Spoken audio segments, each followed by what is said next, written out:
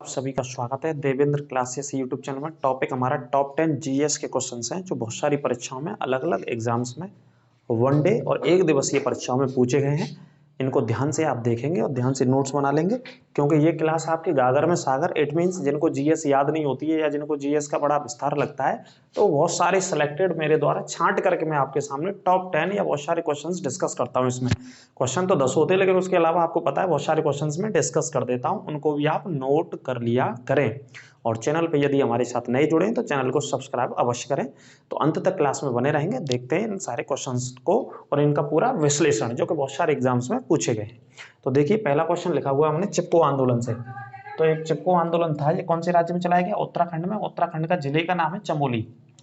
चिपको आंदोलन उत्तराखंड के चमोली जिले में चलाया गया था भैया। कौन से जिले में? चमोली जिले में चलाया गया था, वर्ष 1972 में। कौन सी वर्ष में चलाया गया था? 1972 भी इधर लिखा हुआ है, ठीक है। और इसको चलाने वाले कौन थे? सुंदरलाल बहुगुणा। सुंदरलाल बहुगुणा लिख लीजिएगा, ठीक है। सुंदरलाल बहुगुणा ने इस आंदोलन को, इस आंदोलन का नेतृत्व किया था। चिपको से आप समझ रहे हैं, वृक्षों से या पेड़ों से चिपक करके भैया उनको कटने से इनके नेतृत्व में उत्तराखंड के जो निवासी थे वो बचाते थे। किनके नेतृत्व में? सुंदरलाल बहुगुणा के नेतृत्व में 1972 में ये आंदोलन चलाया गया था। कहीं कहीं 73 भी लिखा रहता है, लेकिन 1972 बिल्कुल सही जवाब है इसका, ठीक है। इस पॉइंट को नोट कर लीजिएगा, उत्तराखंड के चमोली जिले में। तो काफी प्रसिद्ध आंदोलन है जो कि एक तरीके से पर्यावरण से जुड़ा हुआ है, वृक्षों से जुड़ा हुआ है, वनस्पति से जुड़ा हुआ है। सरल भाषा में कहें तो जंगल को कटने से बचाने से संबंधित था यह आंदोलन। इसी के तर्ज पर एपीको आंदोलन चलाया गया था, यह दक्षिण भारत में चलाया गया था, ठीक है। उसी समय कुछ एक वर्षों बाद चलाया गया था एपीको आंदोलन दक्षिण भारत में। अगले पॉइंट की बात करते हैं। नए राज्य का यदि निर्माण करना है हमें, तो नए राज्य का निर्माण किसको पावर है? संसद को। नए राज्य का निर्माण करने की जो पावर है भारत में, वो संसद को है। जैसे उदाहरण के तौर पर मान लीजिए, उत्तर प्रदेश बहुत बड़ा राज्य है जिसकी जनसंख्या 25 करोड़ के आसपास हो सकती है, संभावना है। जब नई जनसंख्या जनगणना होगी तो सरकार कराएगी। पिछले में 19.5 करोड़ के आसपास थी, 20 करोड़ मान लीजिए लगभग।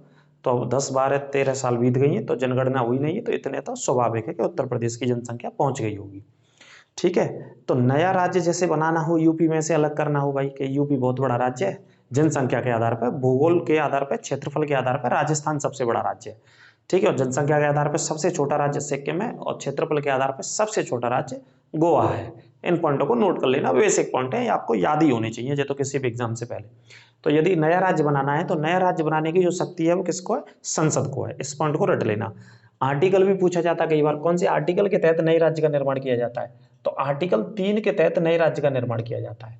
कौन से आर्टिकल के तहत? संविधान का अनुच्छेद 3 के तहत नए राज्य का निर्माण करने की शक्ति भारतीय संसद को है। भारतीय संसद में प्रस्ताव लाया जाता है कैबिनेट के द्वारा, उसे पारित किया जाता है लोकसभा के द्वारा, उसके बाद राज्यसभा के द्वारा, उसके बाद वो राष्ट्रपति के पास जाता है। ये प्रोसेस होती है हमारे देश में, भारत में या भारत गणराज्य में कानून बनाने की प्रक्रिया होती है।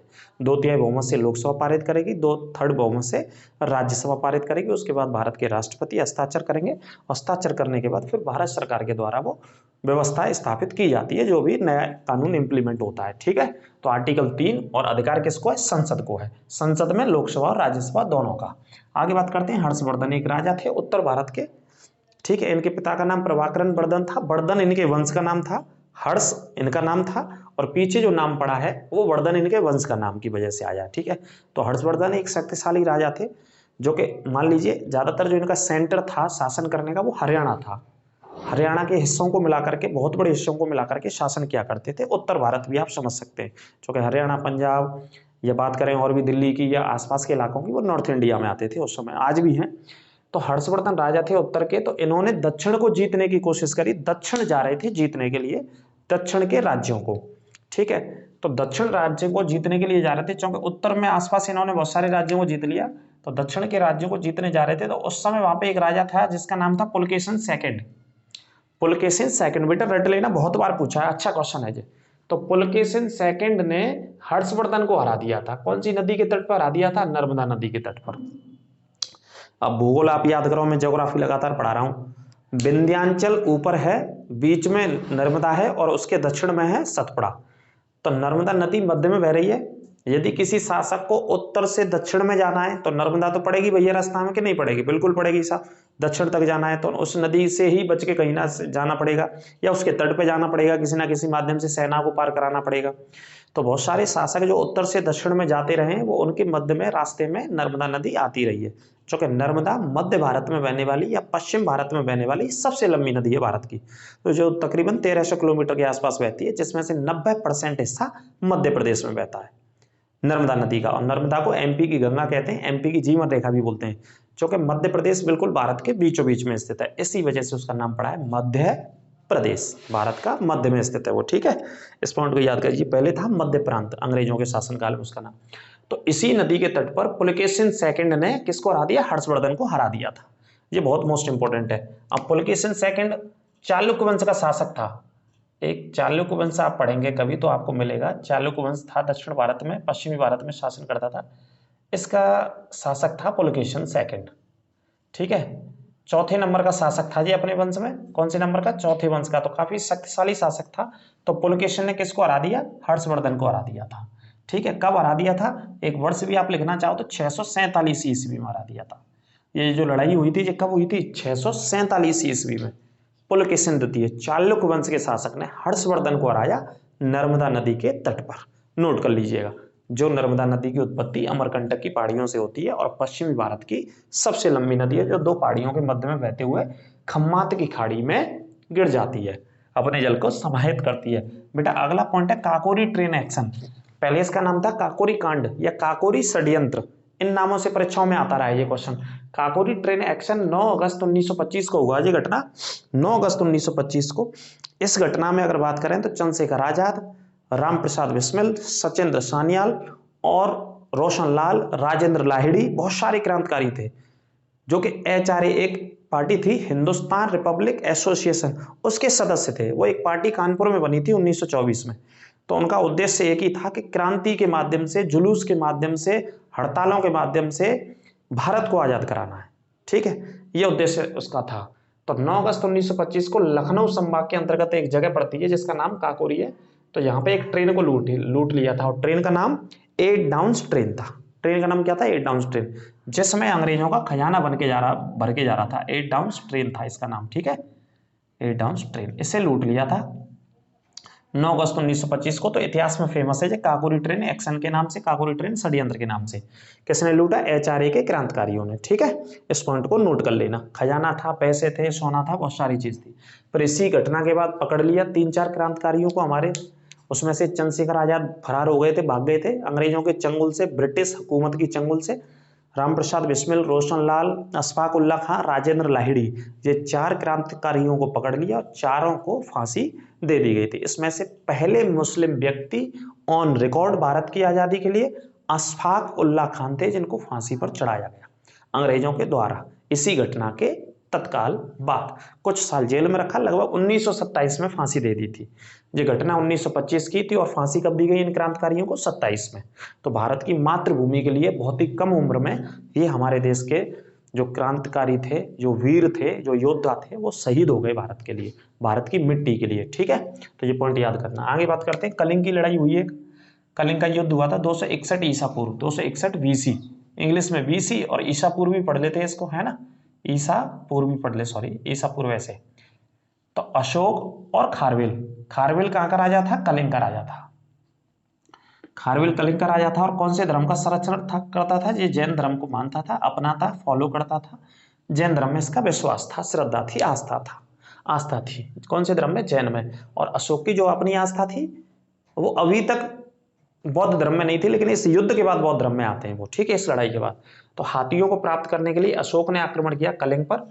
और कलिंग नामक जगह कहाँ पे स्थित है बेटा? उड़ीसा में। कलिंग उड़ीसा में है और उड़ीसा के समुद्री तटों को भी किस नाम से जाना जाता है? कलिंग के नाम से जाना जाता है। और कलिंग के नाम से एक एक्सप्रेस भी चलती है, एक ट्रेन का भी नाम है, ठीक है। तो ये ऐतिहासिक बहुत प्रसिद्ध लड़ाई है। इसमें 1 लाख लोग, लगभग 1.5 लाख लोग, 1 लाख के आसपास मारे गए, खून खराबा हुआ बहुत बड़े स्तर पर इस लड़ाई में, ठीक है। तो याद कर लीजिएगा इस पॉइंट को भी, 261 वाले को। आगे बात करते हैं भारतीय शिक्षा का मैग्ना कार्टा। मैग्ना कार्टा से मतलब होता है कि भारत में शिक्षा को स्थापित किया भारतीयों के लिए, भारतीय शिक्षा को स्थापित करने का काम किया। स्थापित करने के अलावा आप बोल सकते हैं विकसित करने का काम किया। ठीक है, तो कौन सी वर्ष में किया गया? 1854 में। इसी वजह से बोलते हैं मैग्ना कार्टा शब्द, मतलब एक तरीके से आप कह सकते हैं कि एक बदलाव लेकर के आए अंग्रेज भारतीय शिक्षा में, है ना, हमारी इंडियन एजुकेशन में, भारतीय व्यवस्था में, भारतीय शिक्षा में एक बदलाव। तो ये शब्द बड़ा फेमस है, आता रहता है, शिक्षा का मैग्ना कार्टा। किसको कहा जाता है भारत की शिक्षा का मैग्ना कार्टा? वुड डिस्पैच को। और ये वुड डिस्पैच एक कानून था जिसका नाम 1854 में लागू हुआ। वुड एक अंग्रेज का नाम था, वुड एक अंग्रेज का नाम था, इस अंग्रेज के नाम से ये कानून जाना गया। 1854 में लागू किया गया भारत में। कौन सी वर्ष में? 1854 में। अगर बात करें तो इस समय कौन था? डलहौजी था वायसराय। वायसराय कौन था? डलहौजी के वायसराय के शासनकाल में भारतीय शिक्षा का मैग्ना कार्टा वुड डिस्पैच लागू किया गया, जिससे भारत की एजुकेशन को, शिक्षा को स्थापित किया गया, विकसित करने का काम किया गया। ठीक है, नोट कर लीजिएगा इस बात को। और इसके अलावा अंग्रेजी की बात करते हैं कि भारत में अंग्रेजी व्यवस्था कब लागू की गई, तो अंग्रेजी को लागू करने वाला मुख्य व्यक्ति था लॉर्ड मैकाले, जो कि यूरोप का एक जाना माना साहित्यकार था। इंग्लिश के ऊपर उसके अध्ययन थे, रिसर्च थी बहुत लंबी चौड़ी। तो उसको जहां इंडिया में बुलाया गया तो इसने अंग्रेजी को लागू किया 1835 में। ठीक है, लॉर्ड विलियम बेंटिक के शासनकाल में। आगे बात करते हैं बैरोमीटर के अचानक पारे तल में गिर जाना। बैरोमीटर एक यंत्र होता है। क्या होता है? एक यंत्र होता है बैरोमीटर। बैरोमीटर, मीटर से समझ रहे हैं, मीटर अगर किसी में शब्द लग रहा है तो कोई यंत्र की बात कर रहे हैं साइंस में। तो बैरोमीटर में उसके पारे का तल यदि गिर जाता है, बैरोमीटर का पारे का तल अचानक गिर जाता है। कैसे गिर जाए? अचानक, एकाएक गिर जाता है। एकाएक शब्द भी इस्तेमाल कर सकते हैं आप। अगर अचानक गिर जाए, एकाएक गिर जाए, तो इसका मतलब ये रहता है, इसका सेंस ये रहता है, ये क्वेश्चन कई बार सीडीएस में, एनडीए में, बहुत सारी एग्जाम्स में पूछा गया है, यही वाला सेम क्वेश्चन। बैरोमीटर के पारे का तल यदि अचानक गिर जाता है, इस मीटर में दिखाई देता है, तो स्थिति क्या बनती है मौसम में? क्या स्थिति बनती है? तो स्थिति बनती है तूफान आने की। ये पॉइंट रट लेना। क्या आ जाता है? तूफान आने की संभावना प्रबल हो जाती है अगर बैरोमीटर में के पारे में तल अचानक गिर जाता है। तो ये पॉइंट कई बार आता है। ठीक है, इस पॉइंट को नोट कर लेना। भयंकर तूफान की बात कर रहे हैं, तूफान आने की संभावना प्रबल रहती है। आगे बात करते हैं समुद्र की गहराई की बात करते हैं। टाइटैनिक जहाज था जो 112 साल पहले डूब गया था 1912 में, 14 अप्रैल 1912 को। उसको ढूंढने के लिए, उसके मलबे को ढूंढने के लिए 4-5 आदमी गए, तो वे वहीं रह गए। तो इस वजह से ये बड़ा चर्चा में चल रहा है। तो एक क्वेश्चन ले लिया है जो यूपीएससी प्री में पूछा बेटा, आईएएस के प्री एग्जाम में पूछा गया क्वेश्चन है, लेकिन क्वेश्चन बड़ा बेसिक है, आपको जो नॉलेज होनी चाहिए। पुराने बच्चों को नॉलेज होगी, नए बच्चे सीख लेंगे कि किस तरीके से जो भी महासागरों पर रिसर्च करते हैं, अध्ययन करते हैं समुद्र के अंदर, दुनिया भर के जो वैज्ञानिक हैं वो किस आधार पर पता लगाते हैं गहराई का।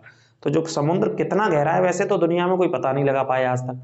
विश्व का सबसे गहरा सागर या महासागर कौन सा है? माफ कीजिए, महासागर प्रशांत महासागर। और प्रशांत महासागर के अंदर एक सबसे गहरी खाई है जिसका नाम है मैरियाना गर्त। और मैरियाना गर्त के अंदर भी एक गहरा डीप पॉइंट है जिसका नाम है चैलेंजर, जो वैज्ञानिकों ने नाम दिया है। क्या है? चैलेंजर, जिसकी लगभग गहराई बताई गई है, संभावना है जी, वैज्ञानिकों ने गहराई बताई है 36,000 फीट के आसपास गहराई बता रहे हैं। 36,500, 35.5 थे, 36,000 फीट के आसपास चैलेंजर गर्त की गहराई है, जो कि प्रशांत महासागर का सबसे डेप्थ पॉइंट है, सबसे डीप पॉइंट है, सबसे गहराई वाला हिस्सा है, जहां तक कोई जा नहीं पाया है अभी तक। जो गहराई का पता करने लोग समुद्र में नीचे जा पाए वो 10,000 फीट से बहुत पहले तक जा पाए। मान लो 8-9 हजार के आसपास फीट में जा पाए लोग, डाइव मार के, डुबकी मार के, ऑक्सीजन ले जा करके, या अलग अलग टेक्निकल, जो चूंकि साइंस बहुत आगे पहुंच गई है दुनिया में, तो बहुत सारी चीजें हैं दुनिया के अलग अलग देशों पर। तो पॉइंट की इसी की बात कर रहे हैं कि समुद्र की गहराई का मानचित्रण, नीचे की गहराई का मानचित्रण, के नीचे क्या है, कितने प्रकार की वनस्पति है, पहाड़ है, ज्वालामुखी है, क्या क्या चीजें हैं। तो उसका जो मानचित्रण करते हैं वैज्ञानिक, वो किस माध्यम से? तो ध्वनि तरंगों के माध्यम से किया जाता है। इसे नोट कर लेना, रट लेना। क्वेश्चन तो बड़ी परीक्षा में पूछा है, लेकिन बहुत बेसिक बात है, आप आज के बाद याद कर लेना, आज के बाद नोट कर लेना। समुद्रों में यदि गहराई में पता कर रहे हैं वैज्ञानिक, उसकी गहराई का या गहराई का पता लगा रहे हैं, मानचित्र के माध्यम से ड्रॉ कर रहे हैं ऊपर कि पहाड़ कहाँ पे है, ज्वालामुखी कहाँ पे है। देखो, जैसे पहाड़ और पर्वत ऊपर हैं, हमें जो दिखाई देते हैं, हम किसी राज्य में जा रहे हैं, इसी तरीके से कंडीशन समुद्र के नीचे भी है। पहाड़ भी मिलेंगे, पर्वत भी मिलेंगे, ज्वालामुखी भी मिलेंगे, सारी चीजें मिलेंगी समुद्र में। ठीक है, क्योंकि पृथ्वी क्या गोल है, तो जो पृथ्वी पे ऊपर आ गया वो पहाड़, पानी बिल्कुल वहां नहीं है, और पानी से ऊपर आ गया जिसके चारों तरफ पानी है उसे टापू बोल देते हैं हम, और जो पानी के नीचे रह गया उसे समुद्र के नीचे पहाड़ पढ़ लेते हैं। तो स्थिति इसी तरीके से दुनिया में, दुनिया के सागरों में। तो मानचित्रण करना है वैज्ञानिकों तो ध्वनि तरंगों का इस्तेमाल करते हैं गहराई के लिए। कौन सी तरंग? ध्वनि तरंग। नोट कर लेना, छाप लेना। सितार और तबले की बात कर रहे हैं, ये यंत्र थे। कैसे यंत्र? वाद्य यंत्र, बजाने वाले वाद्य यंत्र का इस्तेमाल बहुत प्राचीन समय में भारत में होता था, आज भी होता है होने के लिए। सितार का भी होता है, तबले का भी होता है, लेकिन इनका आविष्कार किसने किया? जनक किसे कहा जाता है? तो जनक कहा जाता है अमीर खुसरो को। अमीर खुसरो को जनक कहा जाता है सितार और तबले का, है ना। और अमीर खुसरो को किसका जनक और कहा जाता है? खड़ी बोली का। खड़ी बोली का जनक भी कहा जाता है किसको? अमीर खुसरो को। अमीर खुसरो कहाँ के रहने वाले थे? एटा के। एटा के पटियाली गांव में इनका जन्म हुआ था। कौन सी जगह? एटा के पटियाली गांव में जन्म हुआ था। और इनको तोताए हिंद के नाम से भी जाना जाता है। तीसरा पॉइंट नोट कर लेना, तोताए हिंद के नाम से इनको जाना जाता है। और बात करें तो इन्होंने 8 सुल्तानों का शासनकाल देखा। 7, सॉरी माफ कीजिए, 7 दिल्ली के सुल्तानों का शासनकाल देखा था भाई साहब इन्होंने प्रत्यक्ष रूप से। जब ये दिल्ली में रहते थे, जन्म उत्तर प्रदेश के एटा में हुआ। एटा में एक गांव पड़ता पटियाली, और यहाँ पे है उत्तर प्रदेश का सबसे छोटा पक्षी विहार जिसका नाम है एटना पक्षी विहार। क्या नाम है? एटना पक्षी विहार। यूपी का सबसे छोटा पक्षी विहार है बेटा, है ना। ये भी नोट कर लेना आप। तो इधर जन्म हुआ, तो बाद में ये कहाँ पे पहुंच गए? दिल्ली। और दिल्ली पहुंचे तो ये किसके संरक्षण में रहे? इनके गुरु का नाम था निजामुद्दीन औलिया। अमीर खुसरो के गुरु का नाम क्या था? निजामुद्दीन औलिया। नोट कर लेना, निजामुद्दीन औलिया इनके गुरु का नाम था। अमीर खुसरो के गुरु थे। तो निजामुद्दीन औलिया गुरु और शिष्य अमीर खुसरो दोनों कहाँ पे रहते थे? दिल्ली में रहते थे। दिल्ली सल्तनत के समय रहते थे। तो इन्होंने भी 7 सुल्तानों का शासनकाल देखा, और अमीर खुसरो ने भी 7 सुल्तानों का शासनकाल देखा था। तबला और सितार का जनक कहा जाता है, खड़ी बोली का भी जनक कहा जाता है। नोट कर लेना और छाप लेना। ये भी छाप लेना जो पॉइंट मैंने बताया बेटा, पूछे जाएंगे और पूछे गए हैं। लाइकेन एक प्रकार के पौधे होते हैं। ये सूचक किसके होते हैं? बायोलॉजी का क्वेश्चन है, कई बार आता है। ये वायु प्रदूषण के सूचक होते हैं, एयर पॉल्यूशन के सूचक होते हैं। लाइकेन एक विशेष प्रकार के पौधे होते हैं। क्या होते हैं? पौधे होते हैं विशेष प्रकार के। लाइकेन तो सूचक होते हैं वायु प्रदूषण के। यहाँ किसी स्थान पर वायु प्रदूषण ज्यादा होगा, वहां इस प्रकार की वनस्पति नहीं होगी।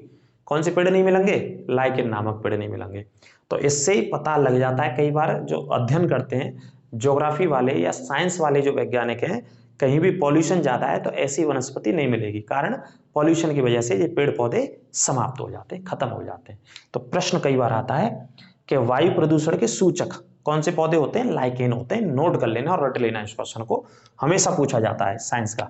आगे बात करते हैं, जादू घोड़ा की खाना आपने सुनी होगी, पढ़ी होगी, नहीं पढ़ी होगी। तो यूरेनियम निकाला जाता है सबसे ज्यादा जादू घोड़ा की खान से भारत में। और ये खान कहाँ पे स्थित है? झारखंड में स्थित है। झारखंड में स्थित है। सबसे ज्यादा यूरेनियम का उत्पादन जादूगोड़ा की खान से किया जाता है, झारखंड।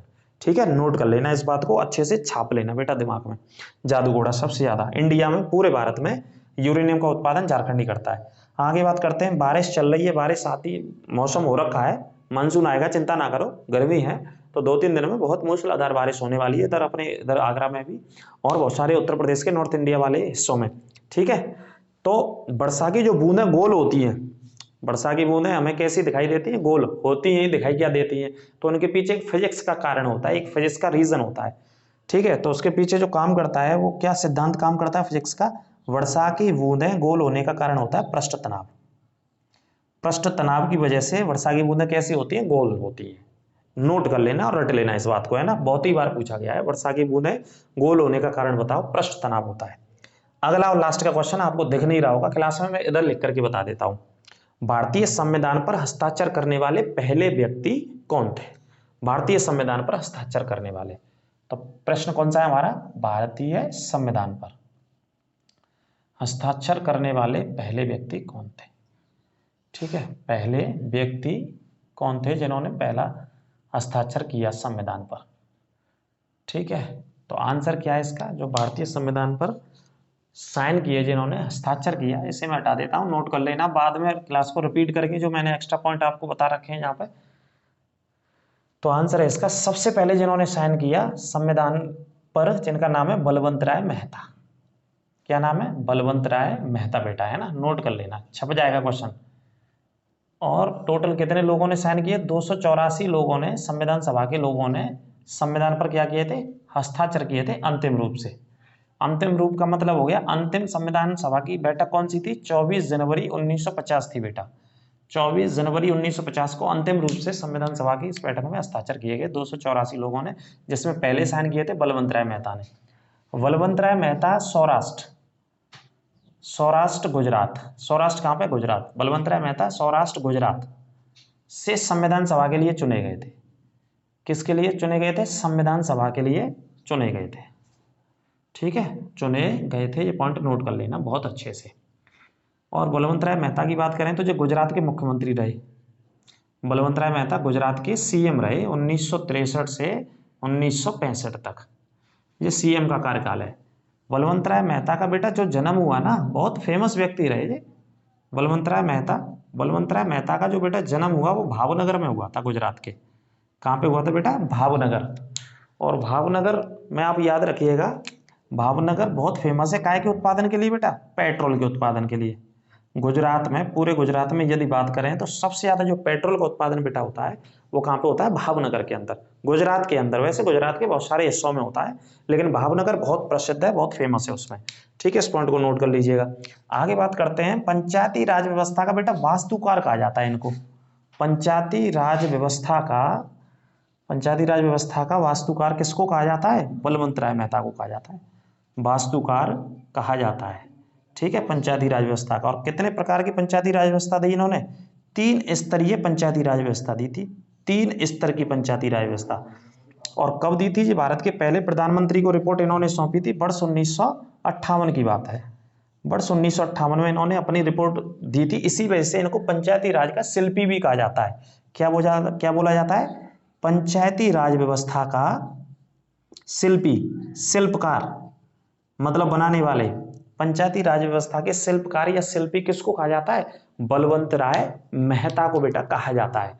ठीक है, तो ये थे हमारे आज के टॉप 10 क्वेश्चंस। आप समझ गए होंगे बलवंत राय मेहता के बारे में, पूरे सारे पॉइंटों को आप नोट कर लेना। उम्मीद है कि अच्छे से समझ में आए होंगे। यदि फिर भी कोई समस्या है तो आप कमेंट बॉक्स के माध्यम से बता सकते हैं, उस पर फिर क्लियरिटी करेंगे हम। अगर कोई दिक्कत हो, शक हो, समस्या हो तो आप कमेंट करिए, कमेंट के बाद आपको फिर दोबारा से बताएंगे, इसी में सुधार करके अगली क्लास में, नेक्स्ट क्लास में। तो ये टॉप 10 क्वेश्चंस की सीरीज, 10 तो क्वेश्चन कहने को होते हैं लेकिन बहुत सारे मैंने आपको बता दिए। ये 10 तो ये पूरे 10 ही लिख दिए एक व्यक्ति के बारे में।